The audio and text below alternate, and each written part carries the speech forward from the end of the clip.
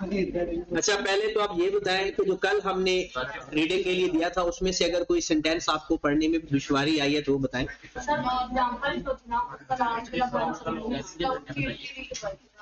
किस चीज की? ओके, एग्जाम्पल में है। हाँ, अच्छा एग्जाम्पल की बात कर रहे हैं। ये एग्जाम्पल के अंदर वो जो 30% डिस्काउंट वाली बात होगी, ठीक होगी बात। और बाकी ओके है। जो अंग्रेजी पढ़नी थी वो भी ठीक है। मेन सवाल ज्यादा तो अंग्रेजी से आते हैं, जो न्यूमेरिकल क्वेश्चन होते हैं वो कम आते हैं। अब उसको भी हम सीखते हैं, तो यहां से हम पढ़ना शुरू कर रहे हैं। फिर मैं वो डिस्काउंट वाली बात भी आपको सिखाता हूँ।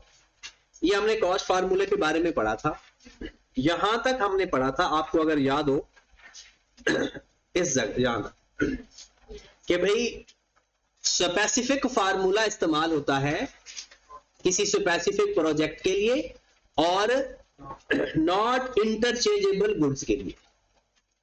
और अगर सिमिलर नेचर की चीजें हों और इंटरचेंजेबल गुड्स हों तो उसके लिए फाइफो या वेटेड एवरेज इस्तेमाल होता है। फाइफो मतलब फर्स्ट इन फर्स्ट आउट, और वेटेड एवरेज मतलब कि सबकी वैल्यू को प्लस करके एवरेज रेट इस्तेमाल किया जाता है। अगर इसमें पढ़ लें, ताकि जो ज्यादातर ये जो सवाल मैं आपको रीडिंग करवाता हूं ना, ये किस क्वेश्चन के लिए करवाता हूं? जिसमें लिखा होता है विच स्टेटमेंट इज करेक्ट, ज्यादातर उसके लिए होता है। First in first out, the FIFO formula assume that, book है ना आपके पास तो ठीक है, आप टास्क लाइन फिलहाल ऑन कर लें जब तक जनरेटर ऑन नहीं होता।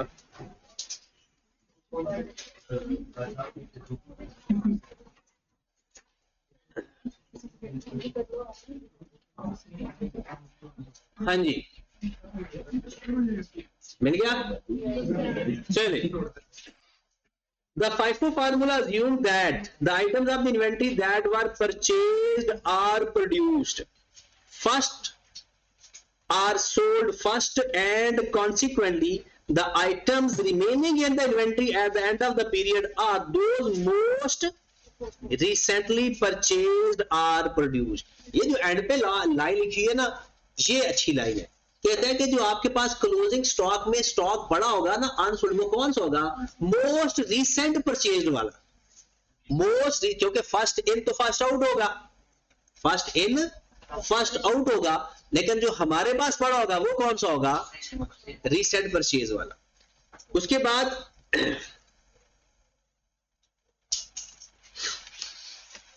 weighted average, under the weighted average cost formula, that cost of each item is determined from the weighted average of the cost of similar item at the beginning of the period। आप formula दिमाग में रखो। and the cost of similar item purchased or produced during the period। Formula याद है average rate का? Opening stock लेते थे और फिर जो इस साल खरीदते थे, ये वही लिखा हुआ है।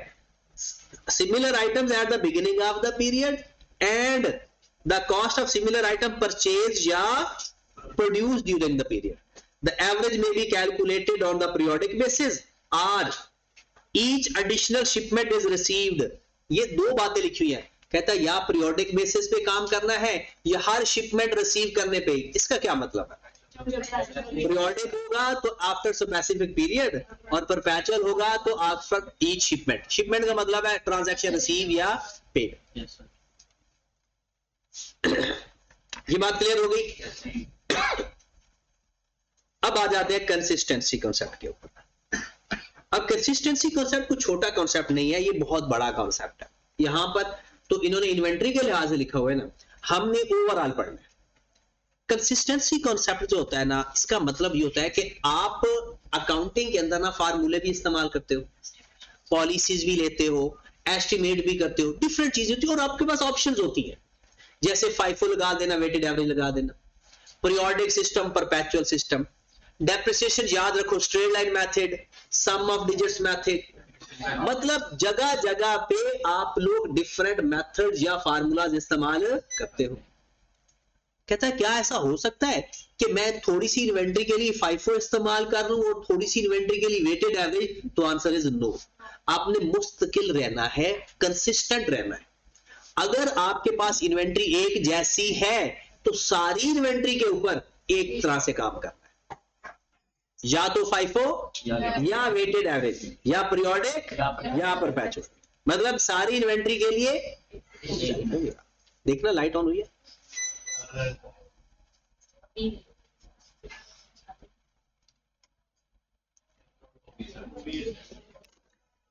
ठीक होगी बात। अगली बात, क्या हम ऐसा कर सकते, एक तो बात यह है कि इन्वेंट्री, थोड़ी इन्वेंट्री के लिए हम क्या कर लें, परपेचुअल कर दें, और दूसरी इन्वेंट्री के लिए पीरियोडिक कर लें, ऐसा अलाउ नहीं है। या पहले साल हम परपेचुअल कर लें, अगले साल पीरियोडिक कर लें, ये भी अलाउ नहीं है। आपने कंसिस्टेंट रहना है, मतलब पिछले साल जो फार्मूले इस्तेमाल किए अगले साल भी वही, उससे अगले साल भी वही। अगली बात, आपकी इन्वेंट्री दो टाइप की है। अब आपकी इन्वेंट्री, आप चेयर्स भी बेचते हो, मतलब फर्नीचर भी बेचते हो, आप किसी और नेचर की इन्वेंट्री भी बेचते हो, क्या इसके लिए दो डिफरेंट फार्मूलाज अलाउ हैं? तो आंसर इज यस, क्योंकि आपकी जो इन्वेंट्री है उसकी वो सिमिलर नेचर की इन्वेंट्री नहीं है। ये बात समझ रहे हो ना? अब अगली बात, क्या आपके पास एक इन्वेंट्री है, मतलब आप कपड़े का कारोबार करते हो, कुछ कपड़ा आपका लाहौर में पड़ा है, कुछ कपड़ा आपका फैसलाबाद में पड़ा है दोनों साइड पर कपड़ा। आप कहते हो जो लाहौर में कपड़ा पड़ा हुआ है ना, इसके ऊपर फाइफो लगा देते हैं, जो फैसलाबाद में कपड़ा पड़ा है उसके ऊपर वेटेड एवरेज लगा देते हैं, तो क्या ऐसा अलाउ है? तो आंसर इज नो। कहते ये जस्टिफिकेशन नहीं सही। सिमिलर नेचर की इन्वेंट्री आपके पास जहां जहां भी पड़ी होगी, आपने कंसिस्टेंट रहना है।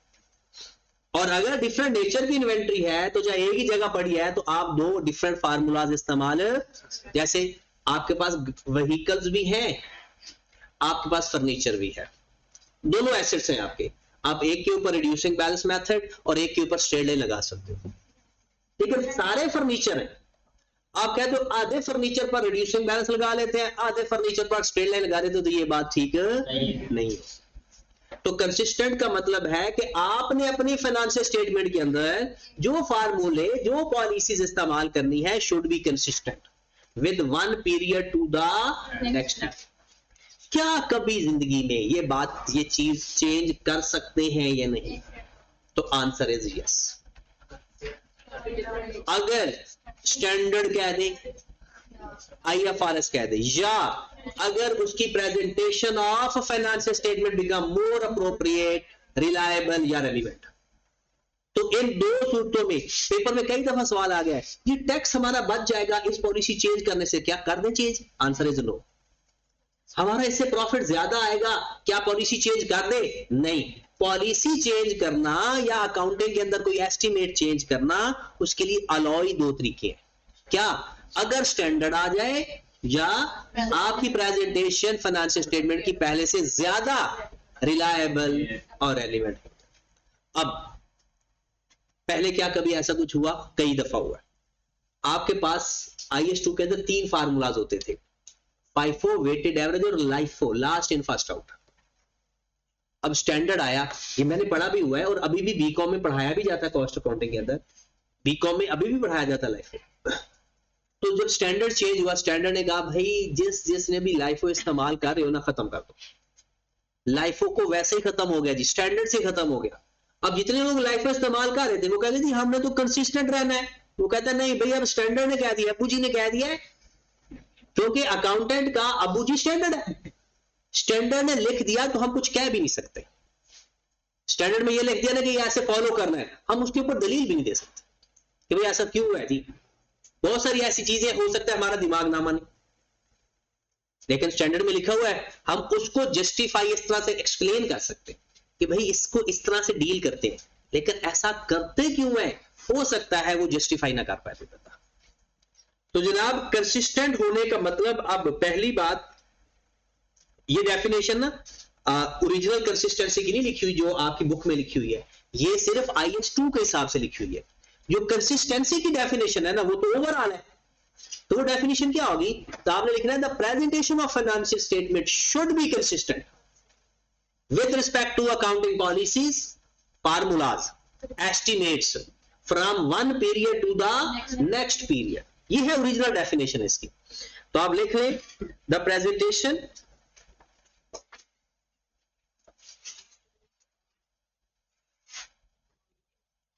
of financial statement should be consistent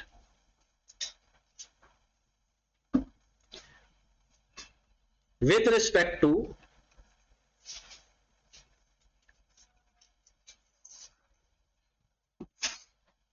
accounting policies, estimates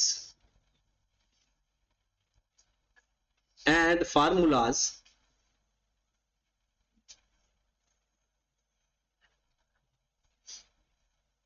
from one period to the next period.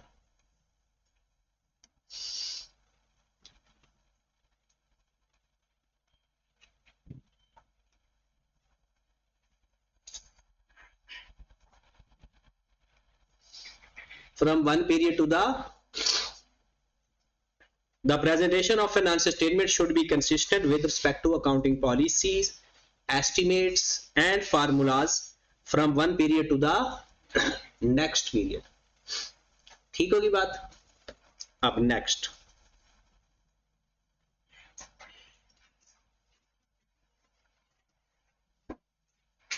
it may be changed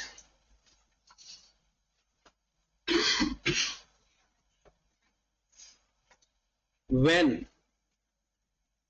required by IFRS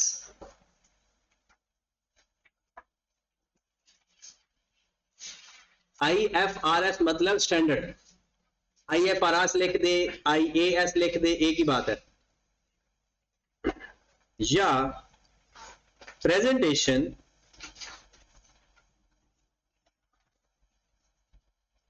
of financial statement become more reliable, relevant and appropriate.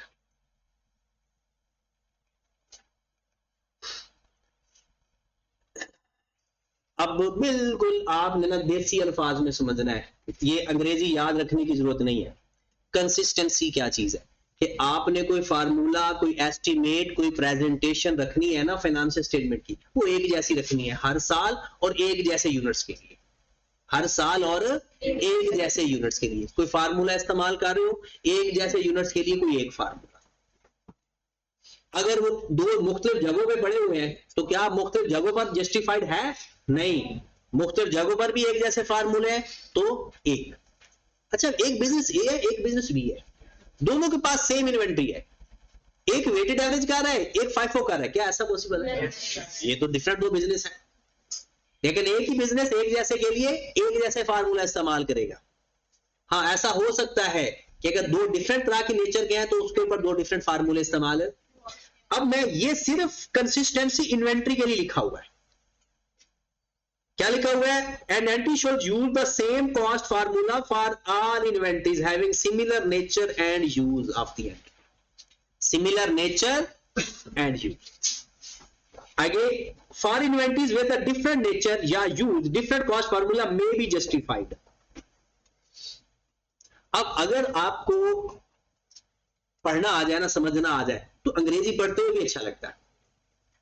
अगली बात क्या है? Difference in geographical location is not sufficient to justify using the different cost formula. कहते हैं geographically अगर different जगहों पे पड़ा हुआ है ना, फिर आपने डिफरेंट फार्मूला इस्तेमाल नहीं कर. उसके बाद सेकंड इंपॉर्टेंट बात, आज का लेक्चर सारे बड़ा इंपॉर्टेंट है paper point of view.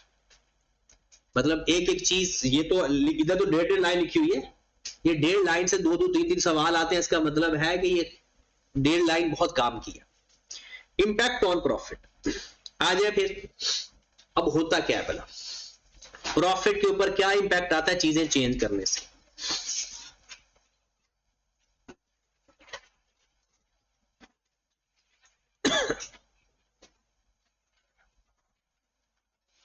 Impact on profit.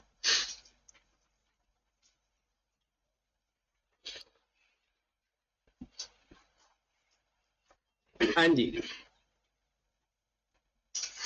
Impact on profit का मतलब यह है कि अगर हम फार्मूला चेंज करते हैं क्या हमारे प्रॉफिट पे कोई फर्क पड़ेगा? तो आंसर इज यस।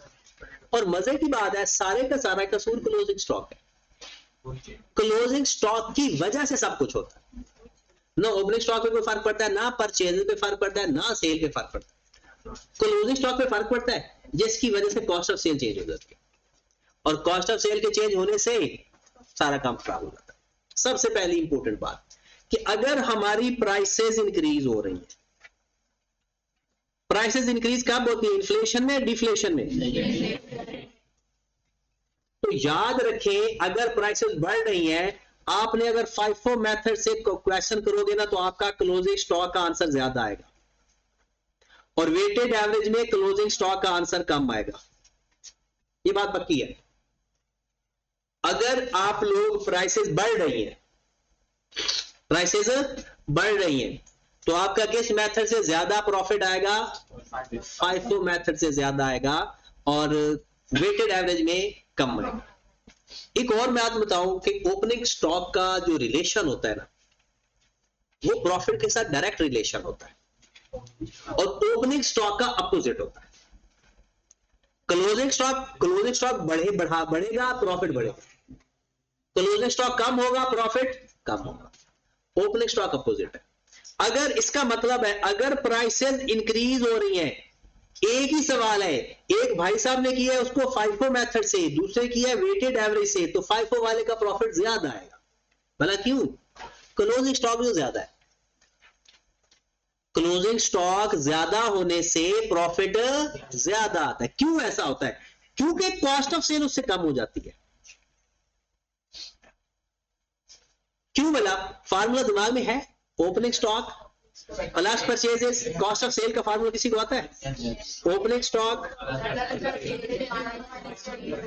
अब क्लोजिंग स्टॉक अगर ज्यादा होगा, तो यहां पर इस इक्वेशन में अगर जो माइनस होने वाली वैल्यू ज्यादा होगी तो आंसर कम होगा, ज्यादा कम होगा। इसका मतलब है कॉस्ट ऑफ सेल कम होगी। कॉस्ट ऑफ सेल कम होगी तो ग्रॉस प्रॉफिट आपका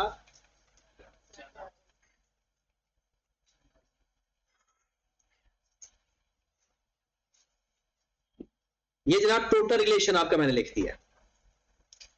प्राइसेस अगर बढ़ रही हूं, क्लोजिंग स्टॉक किस मेथड में ज्यादा आता है? FIFO। क्यों ज्यादा आता है ये पता है? वैसे क्यों ज्यादा आता है? क्योंकि आपके पास जो परचेजेस पड़ी होती हैं अनसोल्ड स्टॉक के अंदर, वो होती है रीसेंट परचेजेस। कौन सी होती है? और रीसेंट परचेजेस प्राइसेस बढ़ रही है, ज्यादा कीमत वाली पड़ी होगी या कम कीमत वाली?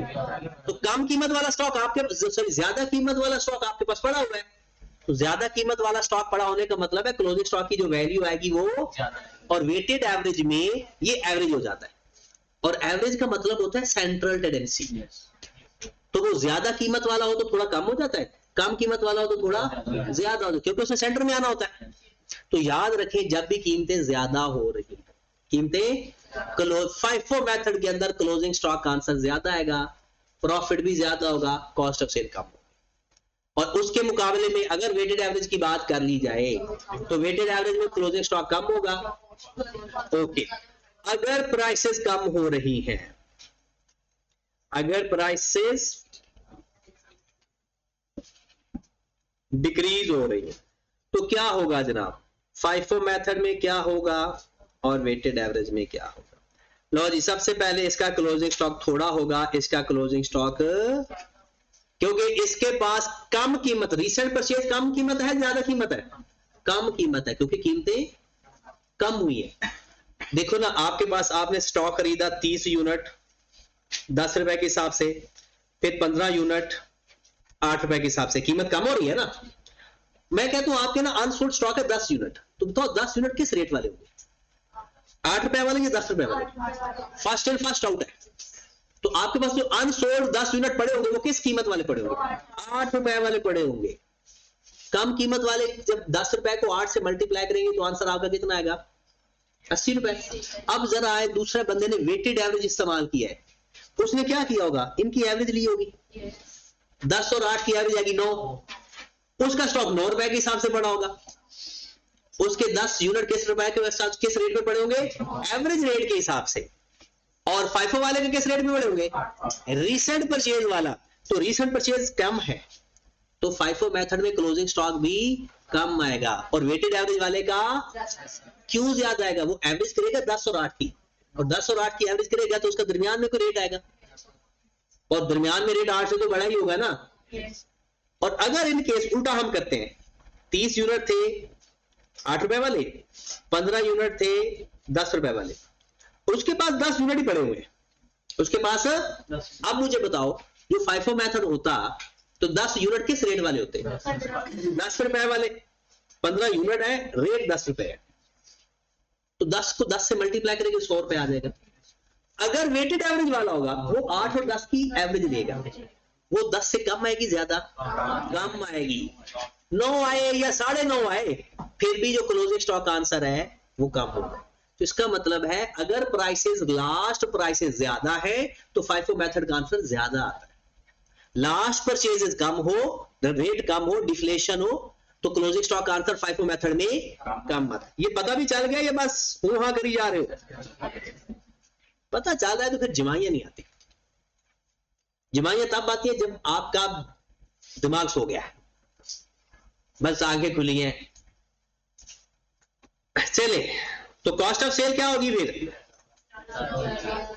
और इस केस में कॉस्ट ऑफ सेल और प्रॉफिट जीपी की बात करूं कम होगा और इसका जीपी ज्यादा हो जाएगा। चलें फिर क्रॉस क्वेश्चन करें। ये कॉन्सेप्ट सबको समझ लग गया तो सबके हिस्से का एक एक सवाल। हाँ जी बताऊं?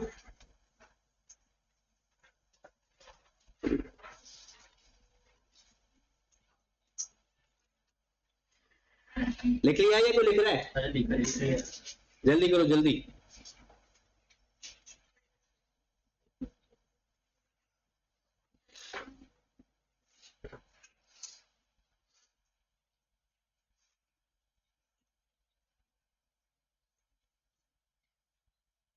जी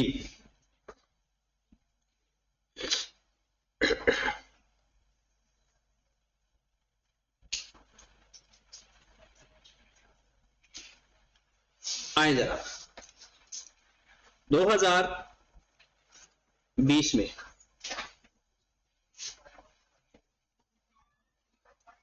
वेटेड एवरेज मेथड है, जीपी कम हुआ है, बताओ। चलो नबी आप ही बताओ 2020 में प्राइसेस कम हुई है ज्यादा? इस स्टेटमेंट से, ये अंग्रेजी की स्टेटमेंट लिखी है, मेरा अंग्रेजी में लिखने का यही अंदाज है। आई कैप का बुरा है, आई कैप ना वो अंग्रेजी बना के लिखता है, ऐसे करके नहीं लिख देता।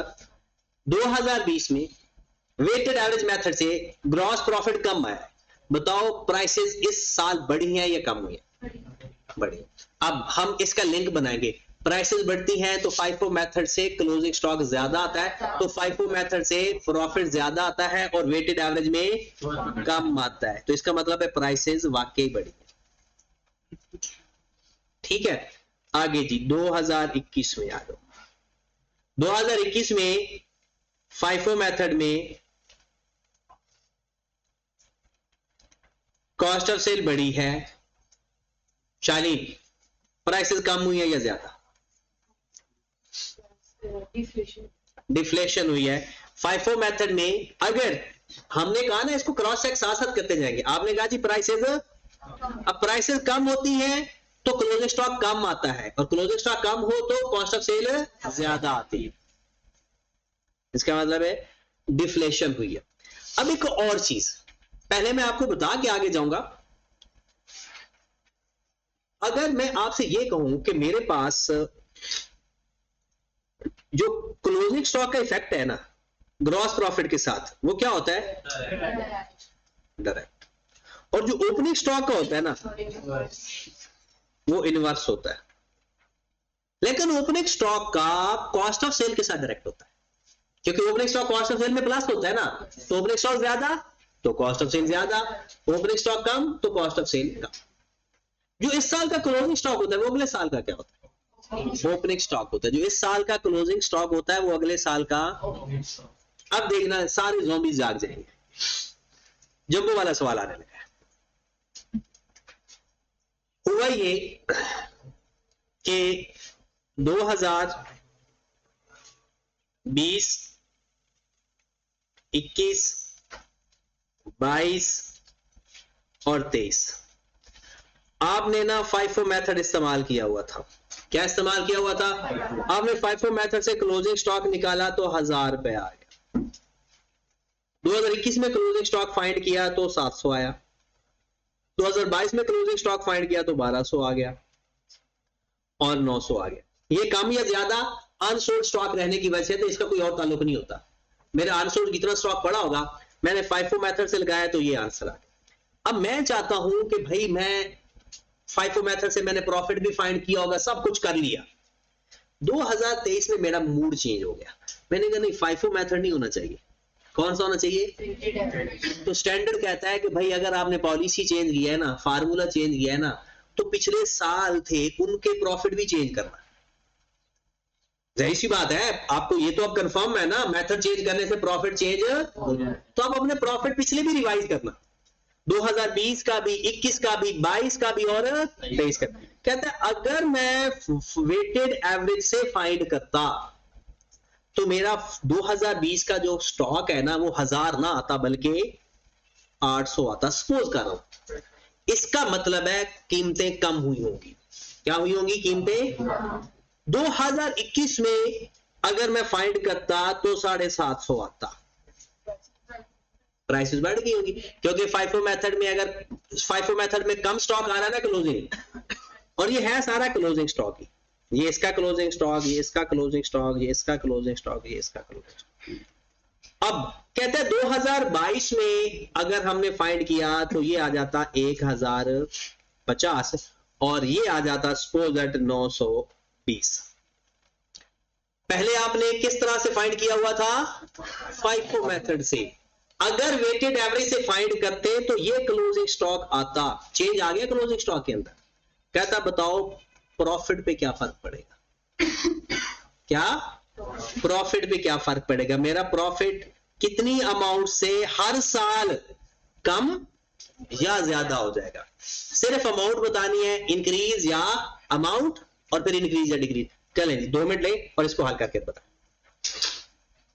देखिए, आपने पहले क्लोजिंग स्टॉक 1000 लिखा हुआ था FIFO मेथड से। अब आपने कहा नहीं, हमने तो वेटेड एवरेज से करना है। वेटेड एवरेज से क्लोजिंग स्टॉक आ गया 800। इसका मतलब है आपने अपना प्रॉफिट भी रीस्टेट करना है। अपना प्रॉफिट भी उतनी अमाउंट से चेंज या कम करना है या ज्यादा करना है। क्लोजिंग स्टॉक का प्रॉफिट के साथ डायरेक्ट रिलेशन होता है और ओपनिंग स्टॉक का इनवर्स रिलेशन होता है। आपका क्लोजिंग स्टॉक पहले 1000 था, आपने 800 करना है, तो क्या बताओ आपके प्रॉफिट में कोई फर्क पड़ेगा? बिल्कुल पड़ेगा। तो बताओ हर साल मुझे प्रॉफिट का इंपैक्ट बता दो, जल्दी करो। एक लिख कर ईयर बाय ईयर बताना है। एक दफा लिख लो, फिर मैं आपसे पूछ लेता हूं।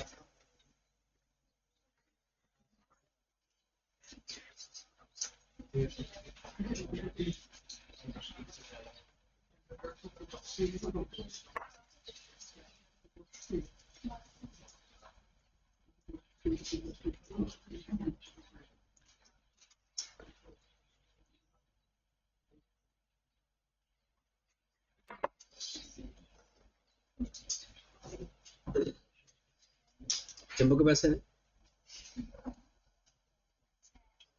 बस, फिर ठीक। फिर आपसे पहले पूछ ले। बैंकरप्ट आप है। चले जी, मलाइका सबसे पहले साल के बताए। आपने कहा जी 200 से कम हो रहा है। ओके, 2021 का 50 से ज्यादा हो रहा है। फिर 2022 का 150 से कम हो रहा है। फिर 2023 का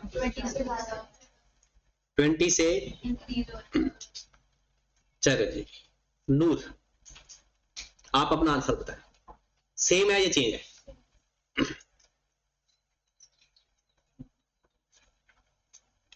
हाँ ताहा, सेम है। तैयब, चेंज किसका? आमना, अब ये ठीक है, बाकी सारी गलत है। ज़ैनब बताओ 50 से डिक्रीज हो रहा है।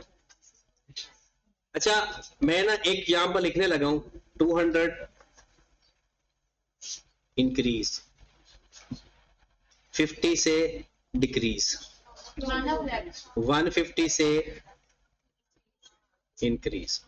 अब इसको मैं नेट करूंगा तो 250 से इंक्रीज, ये 200 से डिक्रीज, और ये 170 से इंक्रीज। ओरिजिनल ये आंसर है। अब बताऊं मैं क्या चक्कर क्या हुआ। आपका क्लोजिंग स्टॉक कम हुआ था, आपने कहा जी 200 से कम। अब अगले साल चले गए 2021 में, जब 2021 में आप गए तो जो पिछले साल का क्लोजिंग स्टॉक है वो अगले साल का ओपनिंग स्टॉक है। ये जो आपने इंपैक्ट बताया है ना, ये तो हर साल के क्लोजिंग स्टॉक के बताए हैं। जो पिछले साल का क्लोजिंग स्टॉक होता है क्या वो अगले साल का ओपनिंग स्टॉक नहीं होता? तो याद रखिए जब भी स्टॉक का सवाल आ जाए ना, तो जो पिछले साल का इफेक्ट होगा वो अगले साल एज एन ओपनिंग स्टॉक का इफेक्ट भी आएगा। मतलब ये आपका क्लोजिंग स्टॉक पिछले साल 200 से कम हुआ है, आपने ये कहना है 2021 का ओपनिंग स्टॉक भी 200 से कम हुआ है। जो 2020 का क्लोजिंग स्टॉक है क्या वो 2021 का ओपनिंग स्टॉक नहीं होगा? पिछले साल का क्लोजिंग स्टॉक अगले साल का ओपनिंग स्टॉक होता है। मैंने क्या बताया था यहां पर देखिए, ये सब के क्या है,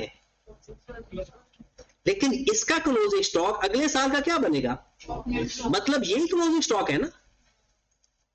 200 का डिफरेंस पिछले साल के क्लोजिंग स्टॉक में आ रहा है, इसका मतलब है वही चीज अगले साल का ओपनिंग स्टॉक। इसका मतलब है 200 से क्लोजिंग स्टॉक कम हुआ, आपने अपना प्रॉफिट 200 से कम कर दिया, ओके, तो 200 से ओपनिंग स्टॉक भी तो कम हुआ है। जो पिछले साल का क्लोजिंग स्टॉक है वो अगले साल का ओपनिंग स्टॉक भी तो है, तो अगले साल 200 का ओपनिंग स्टॉक भी कम हुआ था।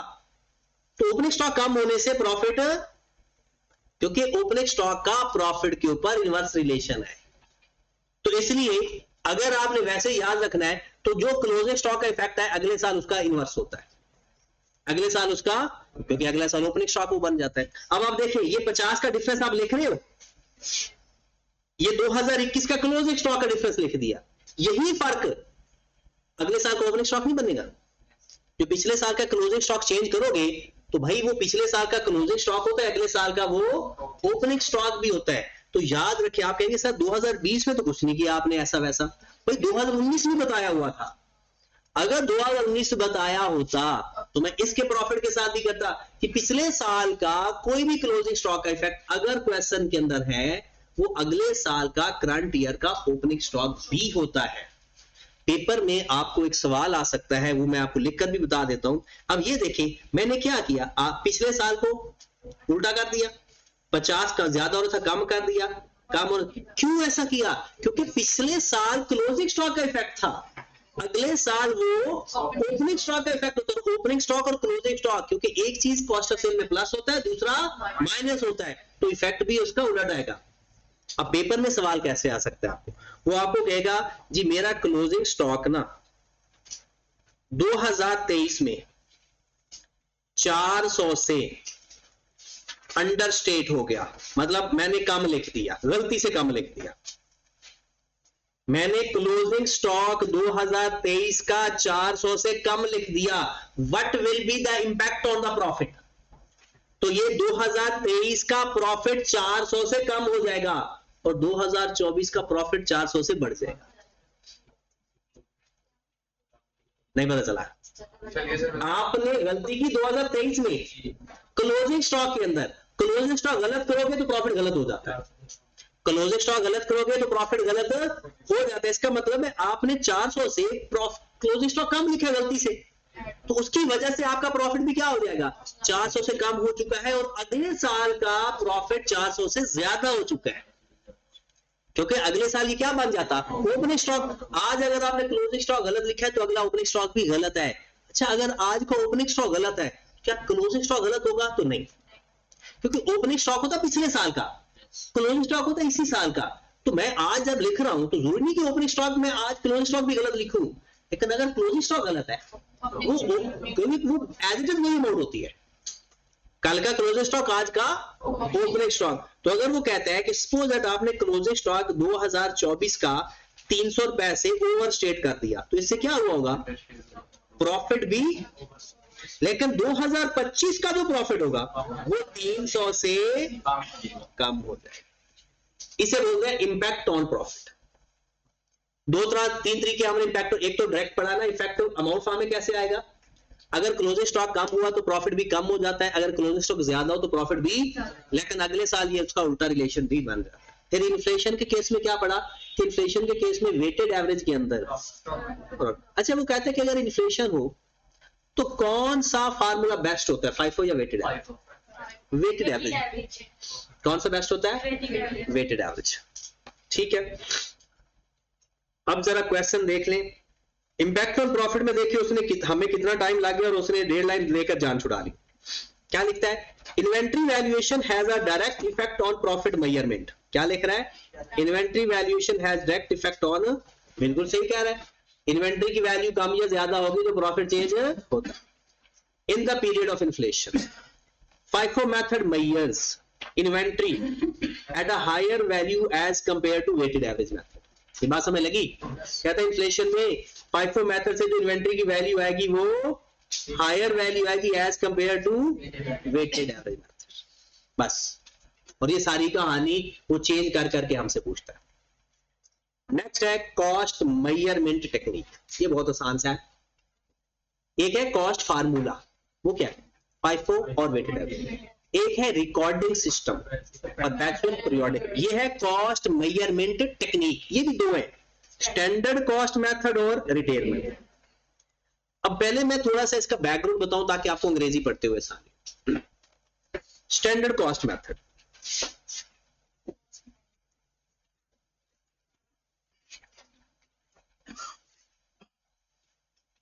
इसका मतलब क्या है? मैंने कहा जनाब आप लोग ना ये पेन बनाते हो, आपने कहा जी इस पेन के ऊपर ना 100 रुपए का मेरा मटेरियल लगा है और मैंने 50 रुपए लेबर को दिया है और 50 रुपए मेरे और खर्चे भी आ गए हैं। तो अगर मैं आपसे पूछूं कि जी इसकी कॉस्ट तो बता, तो आप कैसे बताओगे? 200 रुपए। क्या बताओगे? 200 रुपए। अब एक और बात, मैंने आपको कहा कि ठीक है, आपने कहा जी 100 रुपए का आपने मटेरियल लगाना है, 50 रुपए की लेबर की कॉस्ट आ जाएगी और 50 रुपए अदर खर्चे आ जाएंगे।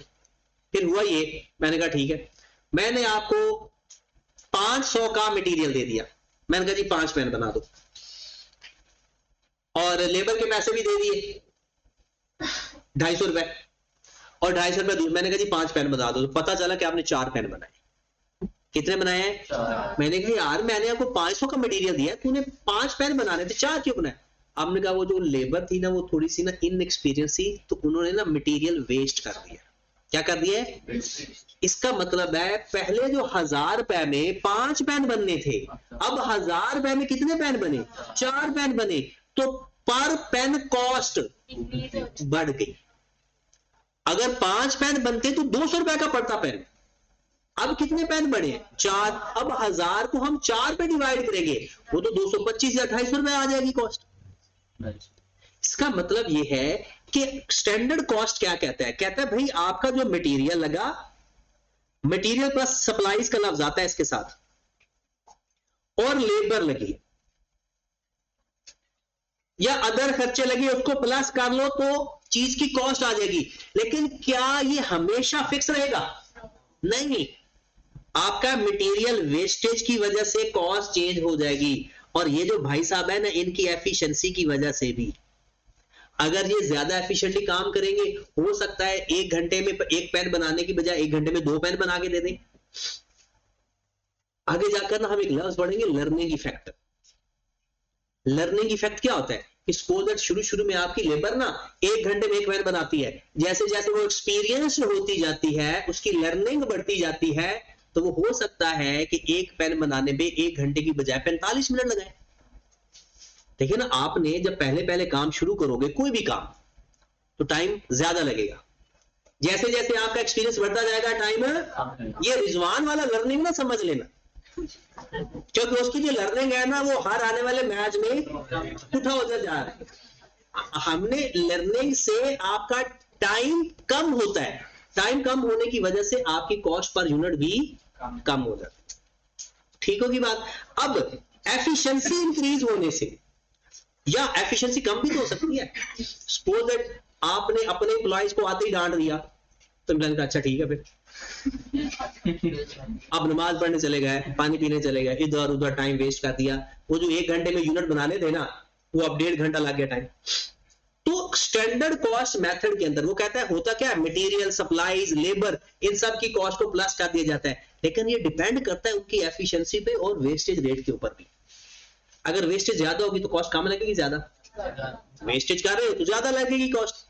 वो कहता है आपने ऐसा करना है, ये जो ऐसे नहीं कि आपने कहा जी मेरा मटेरियल इतना लग गया, लेबर इतनी, ओवरहेड इतना, कि हर मेरे पेन के ऊपर 200 रुपए लगेगा। कहता नहीं, आपने पीरियोडिकली इसको रिव्यू करता है, वेस्टेज को रिव्यू करना है और एफिशिएंसी को रिव्यू करना है कि भाई जो सोचा था उसी स्टैंडर्ड के ऊपर काम कर रहे हैं या नहीं। अगर वो चेंज करेंगे, उनकी एफिशिएंसी चेंज हो रही है, वेस्टेज चेंज हो रही है, तो आप भी अपनी कॉस्टिंग रिवाइज कर दो। और वैसे टाइम के साथ साथ ये क्या इंप्रूव होनी चाहिए चीजें, या इंप्रूव होनी चाहिए। तो स्टैंडर्ड कॉस्टिंग में होता क्या है कि लेबर मटेरियल को प्लस किया जाता है, लेकिन उसकी एफिशिएंसी और वेस्टेज वगैरह को पीरियोडिकली रिव्यू करते रहना चाहिए। क्यों रिव्यू करना चाहिए? हो सकता है वेस्टेज या एफिशिएंसी पहले से कम ना या ज्यादा। अब पढ़ लेते हैं। This method takes into account normal level of material, supplies, labor, efficiency and capacity utilization. कहते हैं इस मेथड में क्या होता है, मटेरियल, सप्लाईज, लेबर एफिशिएंसी और कैपेसिटी यूटिलाइजेशन का मतलब क्या होता है पता है? कि एक मशीन को आप कितना इस्तेमाल कर रहे हो, उससे कितने यूनिट बना रहे हो। अगर सपोज दैट 5 बंदे हो, 5 बंदे उस मटेरियल से 1 लाख यूनिट बना रहे हो और वो बना ही 1 लाख सकती है, तो आपकी कॉस्ट पर यूनिट कम आएगी। अगर 5 बंदे हो, मशीन की कैपेसिटी 1 लाख है लेकिन आप 80,000 बना रहे हो, तो कॉस्ट पर यूनिट ज्यादा आएगी, क्योंकि खर्चे तो पूरे हो रहे हैं, कैपेसिटी कम यूटिलाइज हो रही है।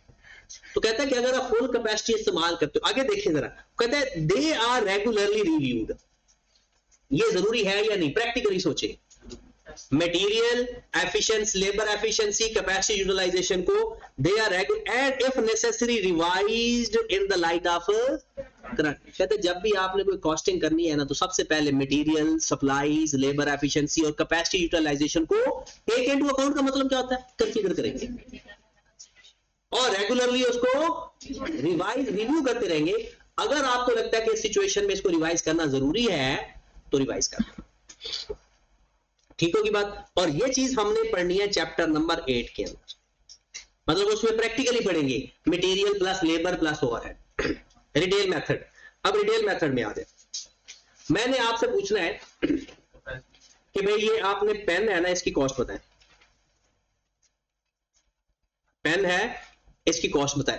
आपने कहा भाई 150 का मटेरियल, सॉरी 100 का मटेरियल लगा है, 50 रुपए की लेबर और 50 रुपए की ओवरहेड, तो 200 रुपए। इसका मतलब है आप मैन्युफैक्चरर थे या रिटेलर थे? आपने कहा जी 50 का मैंने इसके ऊपर मटेरियल लगाया है, 50 की लेबर है, 100 का मटेरियल, 50 की लेबर, 50 की ओवरहेड। आप मैन्युफैक्चरर हो या रिटेलर हो? मैन्युफैक्चरर हो। और मैन्युफैक्चरर स्टैंडर्ड कॉस्टिंग इस्तेमाल करता है, जैसे वो मटेरियल, लेबर और ओवरहेड को कंसीडर करता है। अब आप हो रिटेलर, आपसे कहा कि भाई जनाब बताओ ये पेन आप कितने का बेचोगे? हमने कहा जनाब 250 रुपए। कितने का पेन बेचना है? 250 रुपए का। फिर काम थोड़ा सा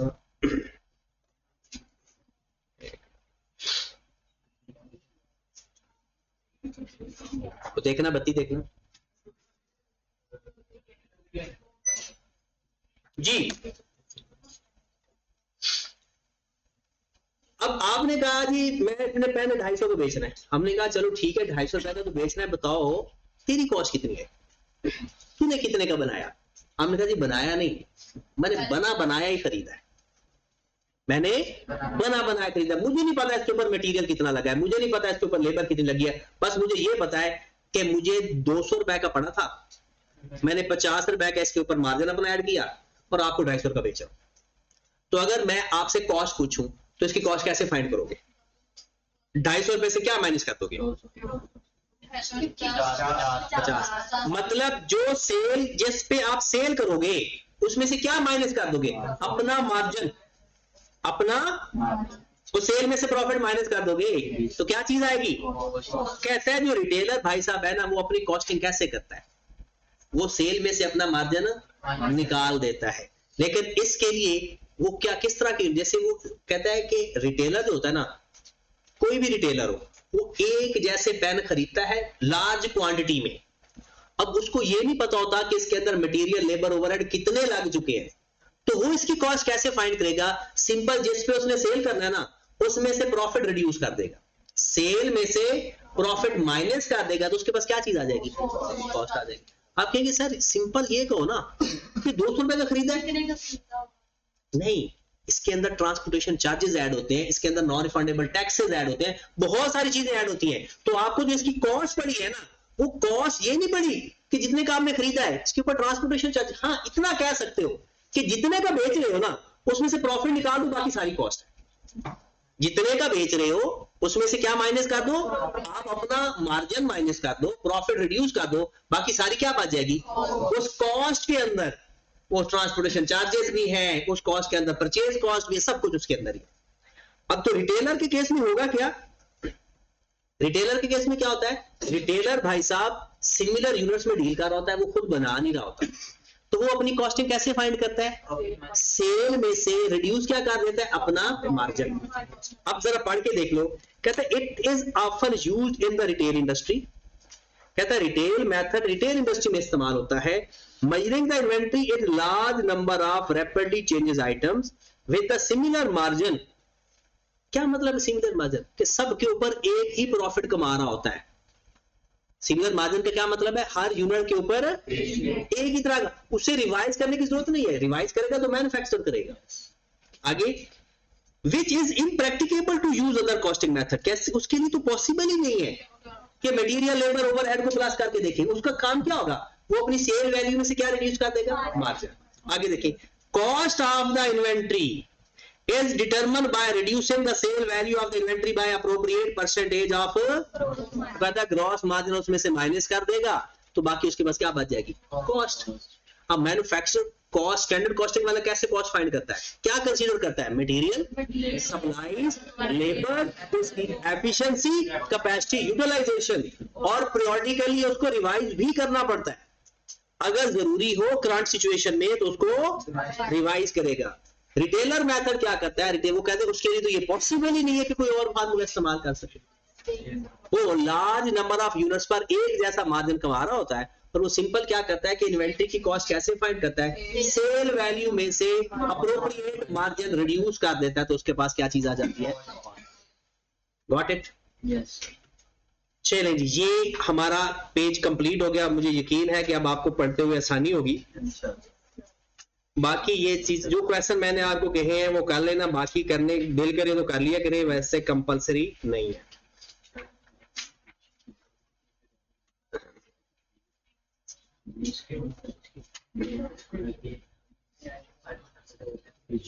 चलिए, वैसे तो मेरा आज के प्लान था कि इसको खत्म करने का, लेकिन कल इंशाल्लाह ये टॉपिक हमारे कंप्लीट हो जाएगा सारे। एक छोटी सी चीज जो पूछी गई है वो मैं बता देता हूँ। ये पेज भी हमारा हो गया और इसकी एंट्रीज भी हो गई हैं। ये चीज मैं ये सीसी की बात कर रहे थे आप लोग, जो क्वेश्चन था आपका,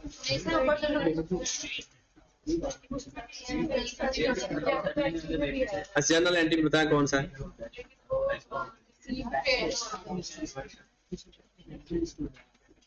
कौन सी वैल्यू है ये? सेटलमेंट डिस्काउंट की बात कर रहा हूं। सेटलमेंट डिस्काउंट की तो ये तो एंट्री आपने दूसरा चैप्टर पढ़ा हुआ है। सिंपल क्या एंट्री पास करते हैं? सेटलमेंट डिस्काउंट की एंट्री क्या होती है? लायबिलिटी हमारी उतनी अमाउंट से कम हो जाती है, और आपने, अब पहले तो डिस्काउंट रिसीव होता था ना, अब क्या लेते? डिस्काउंट रिसीव या परचेज, और इधर अगर क्या करेंगे तो ये वो अगर वो डिस्काउंट अवेल करेगा तो, ये चैप्टर नंबर 2 में हम कहा था सेल के केस में देखते होते हैं एक्सपेक्टेड है या एक्सपेक्टेड नहीं है, और परचेज के केस में ये नहीं देखा जाता, उसमें सिंपल देखा जाता है अगर वो अवेल करेगा तो हम एंट्री पास क्या करेंगे। सिंपल सी बात है, आपने एक भाई साहब से 10,000 की चीज खरीदी है उधार पे, उसने कहा कि अगर आपने 10 दिनों के अंदर पैसे दे दिए ना तो कितने पैसे दे देना, 9,000। हमने 10 दिन के अंदर पैसे दे दिए तो क्या एंट्री पास करेंगे, कैश हमारा कितना क्रेडिट होगा, 9,000। लेकिन हमारे अकाउंट पेएबल कितने से कम हो गए, और 1,000 का हमारा वो जो डिस्काउंट की एंट्री पास करते हैं ना, या तो डिस्काउंट रिसीव लिखते थे। अब जरा ध्यान देखना, इस 10,000 के अंदर ना 9,000 तो कैश की एंट्री है, इस 10,000 के अंदर 9,000 किसकी एंट्री है और 1,000 डिस्काउंट की एंट्री है। अगर इसमें से डिस्काउंट अलग करोगे ना तो डिस्काउंट की एंट्री बनती है अकाउंट पेएबल टू परचेज। क्या एंट्री बनती है, अकाउंट पेएबल टू। अब और सादा अल्फाज में बताता हूं, मुझे एक बात बताएं, एक सप्लायर को हमने 10,000 देना था, 1,000 का उसने हमें डिस्काउंट दे दिया, क्या उस डिस्काउंट देने से हमारी लायबिलिटी कम होगी या ज्यादा, खत्म हो जाएगी ना, क्योंकि डिस्काउंट मिल गया हमें, अकाउंट पेएबल डेबिट। अब यहां पर लिखते थे पहले जमाने में डिस्काउंट रिसीव्ड, अब क्या लिखते हैं, डिस्काउंट रिसीव्ड भी लिखने की इजाजत है, परचेज लिखने की भी इजाजत है। परचेज भी माइनस ही हो रहा है ना, और डिस्काउंट रिसीव्ड में भी तो परचेज में से डिस्काउंट रिसीव्ड माइनस ही होता है। तो ये है एक्चुअल में डिस्काउंट रिसीव्ड की एंट्री। डिस्काउंट अलाउड की एंट्री पता क्या होती है, डिस्काउंट अलाउड की एंट्री होती है सेल्स डेबिट या रेवेन्यू डेबिट अकाउंट रिसीवेबल। अब पुरानी एंट्री क्या होती थी, discount allowed to account receivable. हमने कंबाइंड एंट्री पढ़ी हुई है, उसने इसकी अलग अलग एंट्री पास करके दे।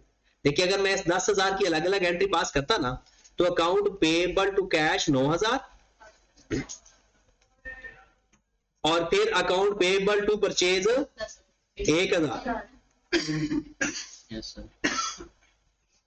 ये हमारी एंट्री होती, ठीक होगी बात। और कोई बात आपने पूछनी हो, हाँ एग्जांपल में देखें 24 ये वाली ना, 31st भी और ये भी। देखें एक बात तो फॉर लाइफ याद रख लें, इन्वेंट्री अपनी सेल वैल्यू पे फॉर लाइफ सिर्फ दो दफा आती है। किस वैल्यू पे, सेल वैल्यू, लिस्ट प्राइस कितनी दफा आती है, जब सेल करो और सेल रिटर्न लो, बस। बाकी कोई भी एंट्री हो अपनी कॉस्ट वैल्यू से आएगी। दोबारा सुने, सेल इन्वेंट्री अपनी सेल वैल्यू पे कब आएगी, अगर सेल करोगे या सेल रिटर्न होगा, वरना फॉर लाइफ और हर जगह पर किस वैल्यू से आएगी। अब देखें, physical inventory count reveal that goods having list price, list price sale price को कहते हैं, 26,000 have expired date out of dated हो गई and had to be scrapped, फेंक दी, कबाड़ में फेंक। This has been considered to be abnormal, तो एबनॉर्मल लॉस की एंट्री तो पूछी है उसने, लेकिन 26,000 से पास नहीं होगी क्योंकि 26,000 तो उसकी सेल वैल्यू है। सबसे पहले उसके ऊपर लगाओगे सीपीएस 30% के हिसाब से, सीपीएस लगाना आता है, 26,000 की फाइंड करेंगे कॉस्ट। सीपीएस जी बनेगा कैसे, C plus P is equal to S, इसको रखेंगे 100, ऐसा ही होगा। 26,000 को मैं किस पे डिवाइड करूंगा, क्योंकि वो सेल प्राइस है, कितनी वैल्यू आ गई 20,000। तो भाई एबनॉर्मल लॉस टू परचेजेस या abnormal loss to inventory, abnormal loss debit, अगर पीरियोडिक सिस्टम है तो परचेजेस, और अगर परपेचुअल सिस्टम है तो इन्वेंट्री। किस वैल्यू से, 20,000 से। पता चला 20,000 से क्यों कर रहे हैं, क्योंकि हमेशा इन्वेंट्री अपनी कॉस्ट से ही डेबिट क्रेडिट होती है, सिवाय दो जगह, सेल्स और सेल्स। ठीक होगी बात। उसके बाद इसको भी देख ले, कहते हैं आपने कैश सेल्स की 1,20,000 रुपए और उसको डिस्काउंट दिया 10,000 का। परपेचुअल पीरियोडिक सिस्टम हो तो एंट्री पास होगी cash to sale, simple, cash to 1,20,000, बस खत्म।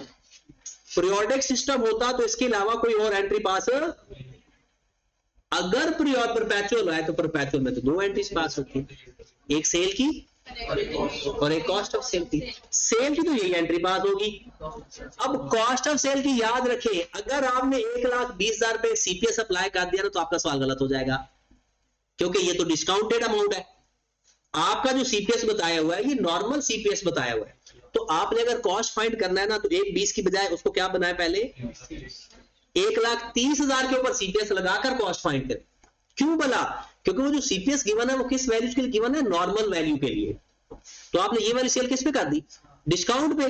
तो क्या इसके ऊपर भी आप 30 रुपए कमा रहे हो?